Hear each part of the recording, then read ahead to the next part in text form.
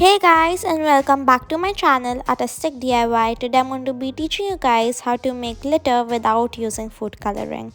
All you're going to need is scissors and gift wrap. So the first step is to take your gift wrap and fold it. Next, cut vertical lines on the gift wrap.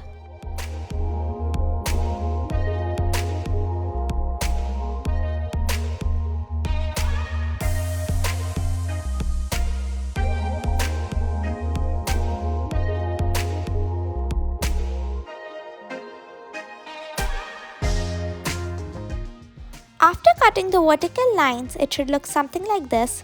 Now take your scissors and cut horizontal lines on the vertical lines.